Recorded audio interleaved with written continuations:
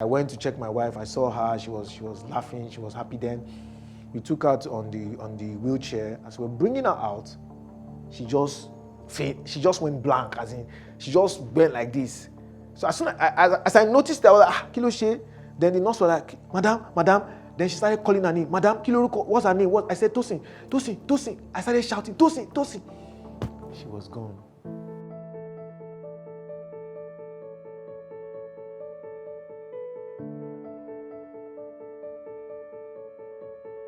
I met this girl, a very fine girl, and I married her. And 3 months after we got married, she got pregnant. The joy was something I couldn't imagine. I was at home. She came back and she was like, babe, I'm pregnant. And I was very happy. I called my brother, oh, guy, it don't happen. And it's something I enjoyed. The journey from that point changed for us. The first 3 months of our marriage was fun, just two of us living in one isolated place. It was fun. But as soon as she got married, as soon as she got pregnant, dynamics changed in one time. Then we started eating funny food. Like, we used to eat normal food before. Then we started eating food that had so much pepper. My mom came to visit us. When we served her, she took one spoon. She said, it was that experience just took a different turn from that point. And it was fun, living with a woman whose belly was growing like every day. And it got to a point where something was moving in her stomach, and I was like, I never married before, so it was strange to me. Where we were living then, it was one place in Akute, one very horrible place in Akute, that if you want to come outside, you have to take a bike. And the road was bad. So there was one particular day that I remember that she was going to work, we were together, and the bike was on top speed. Then there was this gallop that she felt a sharp pain at somewhere around her lower belly, and from that point that pain kept on, and we had to go to the hospital to be sure that nothing was wrong. We checked, and when we checked and we saw that okay, she was still good, then we were happy, but the pain was still there. So I was always very careful. I was always very afraid that I doubled like 44 times. That nothing will happen to her, because I've heard a lot of stories about women carrying their children, carrying babies, and they don't make it. I didn't want to lose this babe that I love so much, because of one baby that is coming. I married my wife not because of the kids. I married her because I love her and I want to spend the rest of my life with her. I didn't want any child to come and take that away from me, so I was very careful. So everything we're doing it we're guided. We had this app that was telling us what to do every week. So when we went for scan, and we discovered that it was a girl, I was happy. Now, the reason why I was happy was, daughters are the best in the world. There's something about when you have a daughter, it strengthens you in a soft way. You become a father that is trying to raise a woman, trying to protect a woman. And that protection, the way the woman that you are trying to raise will be behaving, will make you soft. It's just like when my daughter comes to me and says, Daddy, I'm like, but I have to play along. So that's why I say daughters are the best. I'm no offense to the sons. If you have a son and you don't have a daughter, you are missing. But you still have Pikin Loni. I have a son too, so I can tell that daughters are the best. So when we got to know that we were going to have a daughter, I was happy. And from that point, we started buying stuff. So now let me fast track to when the childbearing going happen, because that's the main thing. When I got married to my wife, I didn't have a job. She was the only one working. So we didn't have money to go to the best hospitals in the world. She went through antenatal fine, but we knew that if we had to go to a proper hospital, and if there's anything like CS and all that, we won't have money. And I only pride gone. I didn't want to go and meet anybody to tell anybody that come and give me money for childbearing. What kind of rubbish? I did the one that asked me to go and marry. So I didn't want that thought in their mind. Marry. So I was very, very keen on let's sit down at our egbe jegede. So we're doing that. So when it was time for her to give birth, we went to a church, one CAC church. It recommended to us that if they will take care of you, you won't pay more than 25K. That one I could raise. They gave us a due date, and we were expecting the baby. The baby didn't come, so the doctor in the hospital that did not know that we were not going to come there to give birth said, if you don't give birth in the next 1 week, we are going to induce you. And I heard that can you imagine that in the pain where. So we were praying that God, no let this thing happen. No. That morning, it was 5 a.m. She just woke me up. My cousin was with me that day. It was a Sunday. She woke me up and she was like, Femi, I'm feeling this sharp pain, this continuous pain. I was like, let's say it don't happen. So that morning, I didn't have a car then. That morning, so the labor started at 5 a.m.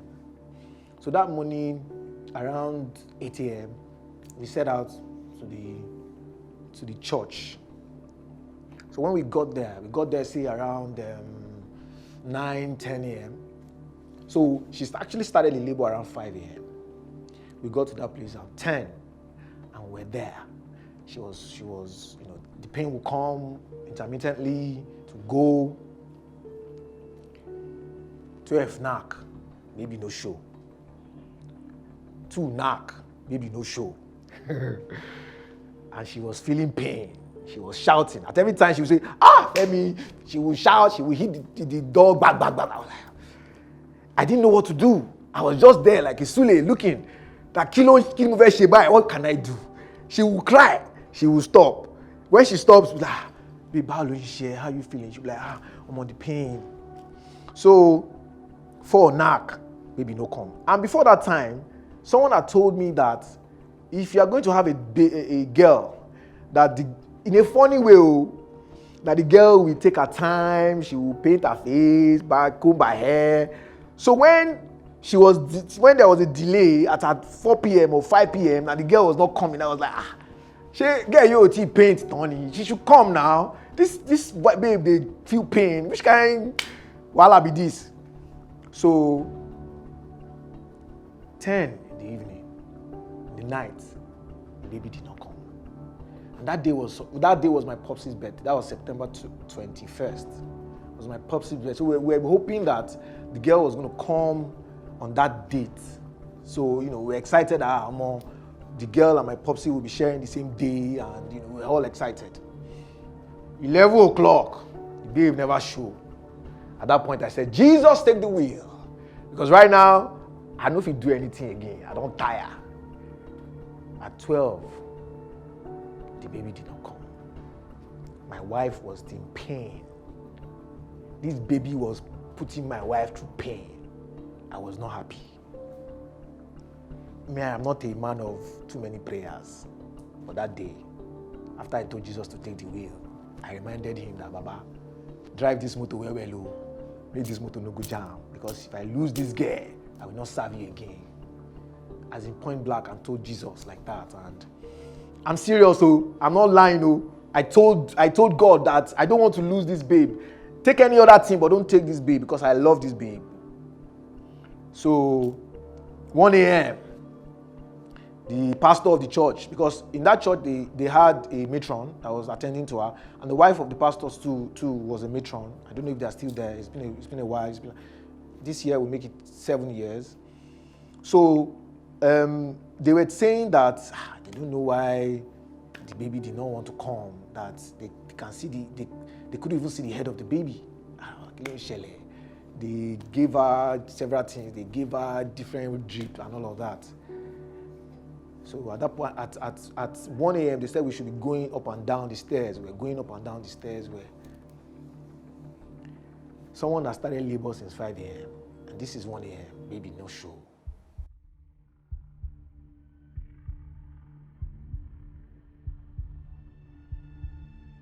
I now started praying. My wife too started praying that I'm Femi, you have to pray. And I started praying.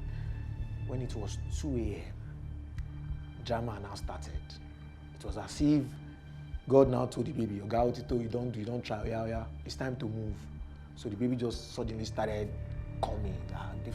They saw the head of the baby, they were doing all of those paparazzi, but the baby was big. The baby didn't come out. They said the baby had cord all around her neck and all of that. So that was what was preventing the baby from coming out. They were trying to make sure that the baby was not tired. And my wife also, they didn't want her to be tired, So, but at that 2 a.m., the baby decided that she was going to come. So, when the baby decided to come, at that point, I don't scatter. Before the baby started, showing up, I don't scatter. I was like, I didn't know what to do. I cried, actually. It was around 1 a.m. when we were going up and down the stairs that I actually cried. Because I didn't know that one night that we had sex, it put my wife through all of this pain. I swear to God, if I know say she was going to go through that pain, I will not have that sex that night. I didn't know that we want to have a baby, that we're shouting would involve her going through this 5 a.m. of labor to 2 a.m. continuous pain. My wife is a very strong woman. Very strong woman. So for her to be for us to be shouting, for her to be screaming, I knew she was going through so much pain and I couldn't help her. The fact that she was going through pain and I could not help her, that was what killed me in the whole issue. I was like, no. Because we have been doing everything together. When she was eating peppery food, we were eating it together. Anytime she was feeling back pain, we would rub it together. Anytime she was feeling anything, we would do it together. But this particular point, I could not help than to just stand there and tell Jesus to take the wheel.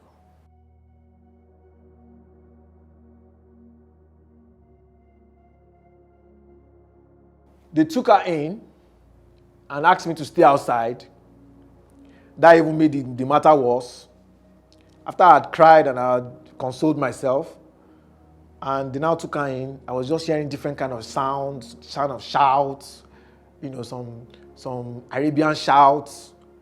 Then you get some Islamic shout or some different kind of shout. Shout was just coming in out of that room from my wife. She was, hey, oh, kilo shele oluwa, hey, these people, this girl family, now life then give you. I don't want to go back go tell them anything do am.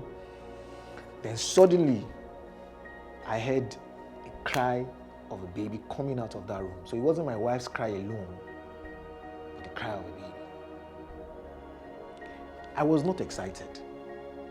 Even when they brought the girl out, I did not go to check the girl. They put her on the bed. I did not bother. I just wanted to be sure if my wife was alive and well. When they brought the baby, I asked the woman, Baoni, wife me, Baoni. They were like, Ambo. As in, that was like the longest time in my life when my head was blank. How can you tell me, Ambo? Is she okay? Just tell me, Kim more. If she's okay, let him more. If she's not okay, let him more. It will Ambo. So I was just there. Baby was here. Me, I was here. I did not go to meet the baby. I didn't care. I just wanted to know if my wife was fine. So later I got to know that before the baby came out, they had to cut my wife. So all of the ambo was to stitch her up. So they cut my wife to ensure the baby comes out, and they were now stitching her. They were stitching her as in life. There was nothing to kill the pain. They were stitching her live. When they told me, I was feeling the pain for her. Finally, after like 30 minutes of ambo, that my head was blank, The woman now came out. And I said, how far now? At that point, I was going crazy. Kí ló ń ṣẹlẹ̀, woman ìdá, ẹ gbé jáde now. And then I said, no, okay. Sorrow now, you did not say anything when I asked you how far.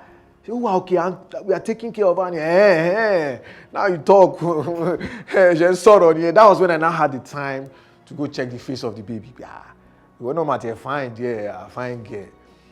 So then they wheeled her out, as in they used wheelchair. They used to wheel her out. And when she came out, I saw her. She smiled at me. It was as if the world, the world that was up has now come down. I held her. She went on the bed. She said, "Where's my baby?" They brought the baby to her. I asked her, "Baby, show her okay?" She said she was fine. That is not even the juice of the matter. I will not get to the juice of the matter. Imagine a woman that labored from 5 a.m. to 2 a.m. and they had to stitch her for another 30 minutes. In the morning, around 7 a.m., she needed to go to school to write her final exam. We are mad.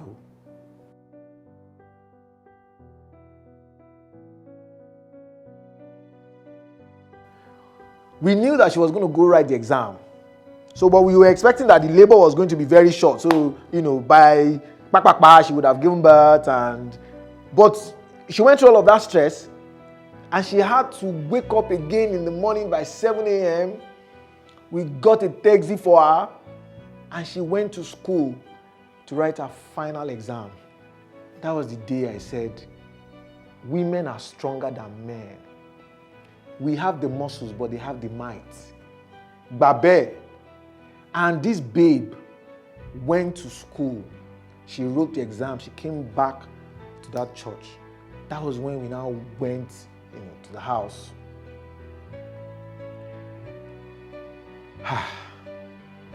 It was a mixture of joy and pain for me. Because one thing I don't have the power to endure. I don't have the mind to watch other people go through pain. Not to talk of someone I really love, not to talk of someone I want to spend the rest of my life with. So all of the pain she went through on that day made me, before that time, I was saying that, I told her that because my dad gave her to two guys. So I was like, I'm on 4 boys. When I was growing up, I used to tell myself that I want to have 4 boys, hefty boys. If I come out like this, they go stand for my back. Everybody, they go beat anybody. So when I met my wife, I told her, I'm a babe, now 4 boys, I want born. And she was like, 4 too much now. I said, no, if you know if you give me 4 boys, I'm on Kusoro. Then she said, I'm on 2, she won't get to. Oh, okay, I'm speaking pidgin. Then she said she wanted 2. And I was like, okay, you know what, let's come to a middle ground.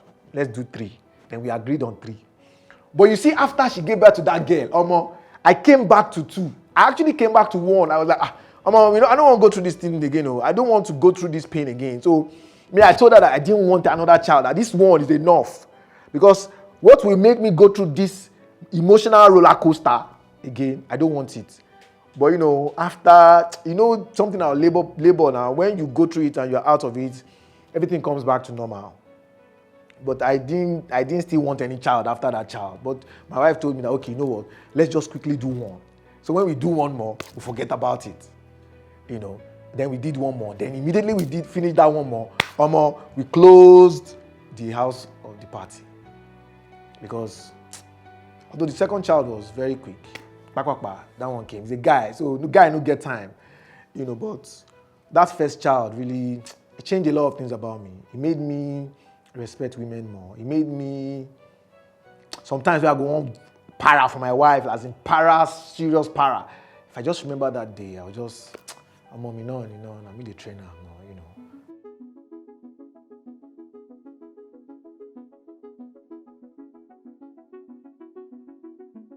So for my second child, we didn't go to a church. You remember that I said that the reason why we went to a church for the first time was I didn't have money and we didn't want to go and, go to the hospital, and if he happens to be a CS, we now have to be running from family to friends. I didn't want that especially for my first child. I know the kind of battle that I fought to do a lot of things, to stand on my own, to be a man. So I didn't want to go back to anybody to start telling them to give me money. So for the second child, I started work, it was easy, I was working, and so we went to a proper hospital. And the funny thing is, when you marry a woman,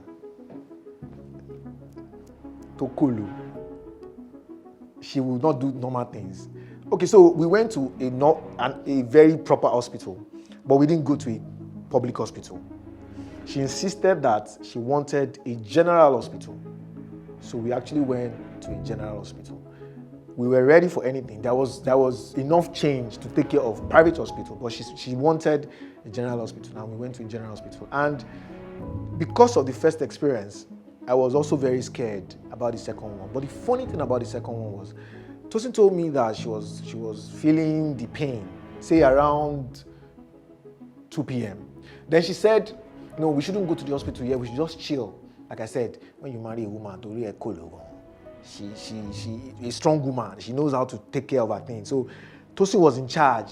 That's one thing I like about her. The way she took charge of childbearing, it just made it easy.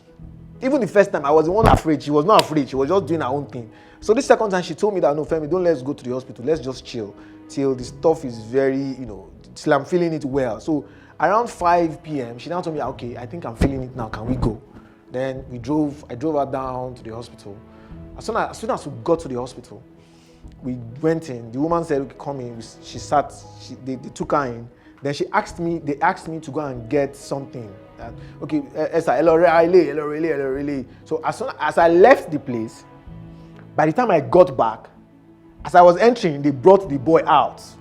So I didn't spend like 10 minutes. See God, see woman, see daughter that will use 24 hours to come. Boy, I went out, 10 minutes, I came back, the boy was out. Hey. That was when I know that God na joker. God just a joke with all of us. Sometimes he will just do something to shake you, and sometimes he will use something to tickle you. So he used the first daughter to shake me, but he used the second child to tickle me. And it was fun. It was fun. So second child was fun, but my wife fainted when they were wheeling her out. She went through a lot in the first one. She did not faint though. As I said, God likes to tickle. As they were bringing her out, I was there. The baby was outside. So this second time, I was able to look at the baby. I saw him. I said, this is your nose. Look at my own. I saw him. Then I went to check my wife. I saw her. She was laughing. She was happy. Then we took her on the wheelchair. As we were bringing her out, she just went blank. As in, she just went like this. So as soon as I noticed that, I was like, Kiloshe. Then the nurse was like, Madam. Then she started calling her name. Madam, Kiloruko, what's her name? I said, Tosin. I started shouting, Tosin. She was gone. She was just calling her name. Her eyes were all over the place. She was like this. And she was going, yeah. Hey.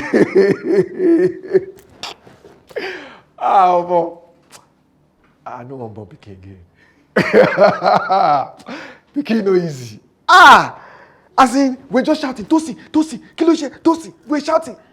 Then, after calling her name for like 2 minutes, then she said, what is it? Then she came back to life. And I was like, Kiloshe. She said, you didn't know. I didn't know. What happened? What is it? I was like, you went now. We're calling you. You didn't answer. And she was like, I didn't know. Then we brought her. Then she slept on the bed. And I was like, babe, are you sure? Are you are okay? She said, I'm okay now. I said, just a few minutes ago, you were gone. Gone to where? Gone to heaven. See this, babe. We were calling you. You did not answer us. And she was like, okay, I don't know. Then, imagine Pikin will come in 10 minutes. She faints. The one way she labor for 24 hours, she no faints. I think all of those drama just made me say, I don't want born Pikin again. Don't do. Things like that. So basically, that was my experience. It was was an experience I don't remember it actually. It's because of this interview that made me remember it. I even spoke to my wife this morning about how you give back to Alex, and she was like, are you sure you want to talk about it? Because we don't talk about it in my house. The reason, it may sound very, very simple, but I was afraid for my wife. I was afraid, and I don't want to be afraid for her again in my life. So the only person that can give me, the only person that that can make me say this is the person that brought me here. If not, I know they talk about that issue at all. And I hope my daughter will watch this and go for and brain. Watch this show and give yourself brain, because we had a lot of stress before we had you. When you watch this show, just know that mommy went through pain. So when mommy says sit down there, you sit down. When I say come here, you come here. So like I said, women are stronger. We have the muscles, they have the might. They are stronger. Bottom line, that's it. That's it for me.